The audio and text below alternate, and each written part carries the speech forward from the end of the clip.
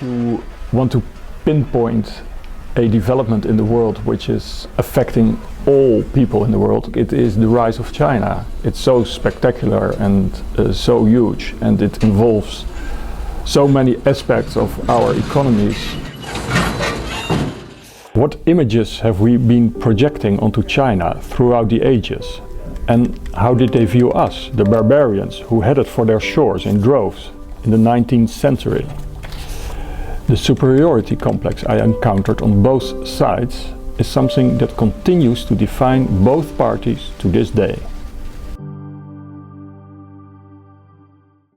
I think the feeling of superiority is interesting because behind it is also a feeling of insecurity. The insecurity on the Western side is about their own economic performance, and I think on the Chinese side there are huge internal problems in China, as we know.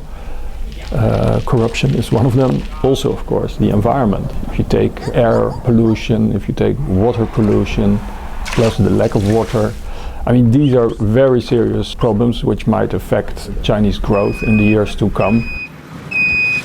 I started out in 2008, which is not that long ago, so what I decided to do is talk with as many China experts as possible, people who are already into China for decades. And I thought, you know, standing on their shoulders, I could have a wider perspective and understand better the bigger picture. So I went to Prato in Italy, where 1 in 4 inhabitants is Chinese, and they all work in the textile industry. So that gives another dimension to the Chinese coming to Europe.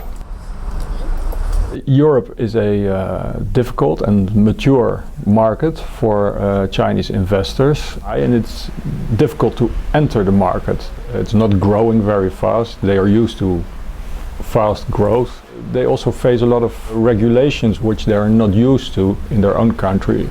For instance, concerning the protection of workers, the amount of time they work, the safety.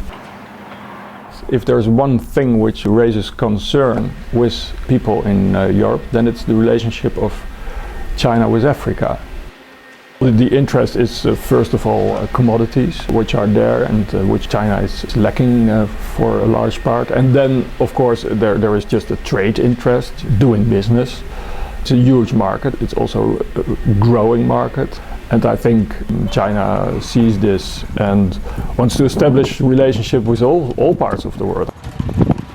In general, the Chinese market is very beneficial towards European companies. One of the challenges is to get the necessary permission, so you need to deal with the Chinese authorities. There are complaints by Western businesses about discrimination when it comes to the application of rules. But I have to emphasize as well that investing in China can be very interesting, and if you look over the last couple of years and you want to explain why Germany performed rather well after the credit crisis, it has much to do with China and the Chinese markets.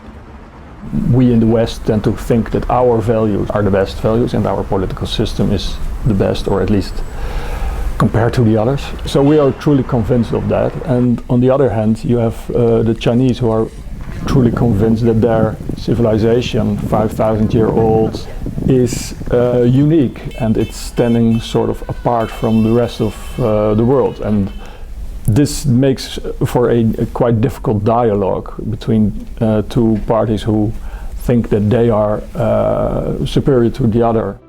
This brings me to one of the questions I most enjoyed asking Westerners. Can we learn from China?